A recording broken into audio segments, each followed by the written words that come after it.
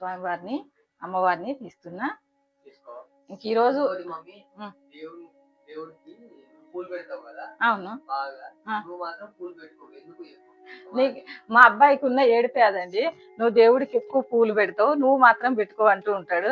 ఎట్లయినా నేను కాసేపు పెట్టుకుంటే చెమటకి ఇటు అటు పడుతూ ఉంటాయండి. పని చేసేదాన్ని నన్నే పెట్టుకొని చేయమంటాడు. దేవుడికి పూలు పెట్టు అని నువ్వు పెట్టుకో అంటా ఉంటాడండి. వాడి బాధ అంతా అదేనండి, నేను పువ్వులు పెట్టుకోనని. కాకపోతే నాకు పూలు అంటే ఇంట్రెస్ట్ లేదని కాదండి, పెట్టుకుంటాము. పూల రేట్లు కూడా ఎట్లున్నాయండి బయట. పెట్టుకుంటే ఊక చిక్కుకుంటా ఉంటాయండి, ఎంటికల్లో బాగా చిక్కుకుంటాయి. అదే బాధ ఉంటుంది నాకు. మా అబ్బాయికి ఏమో ఇదే గోల.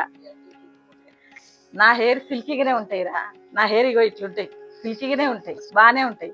కాబట్టి పూలు పెట్టినా కూడా ఇక్కడి నుంచి జారిపోతాడు. ఇప్పుడు ఎందులో పెట్టాడు చూడు ఇట్లా గట్టిగా, ఇంకా అంత గట్టిగా పెట్టుకున్నా నాకు తలనొప్పి వస్తూ ఉంటుంది. నేను మొత్తం కట్టేస్తా పైకి. ఏదన్నా ఇట్లా పని చేసుకుంటున్నప్పుడే నా హెయిర్ ఇట్లా కొంచెం లూజ్ ఉంటుంది.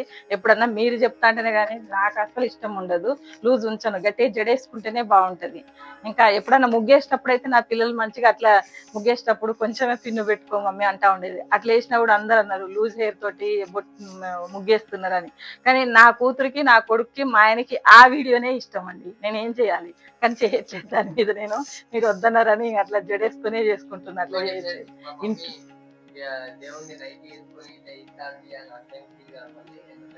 బయట బాగా ఉప్పు కాబట్టి సో ఇప్పుడు రెడీ అయ్యి అంత తీసలేదు. నేను చీర కట్టుకునే చేస్తున్నా కదా, చీర కట్టుకునే పూజ చేసుకోవాలా. చీర కట్టుకోవాలి, చక్కటి పూలు పెట్టుకునే చక్కగా పూలు పెట్టుకోండి అందరు.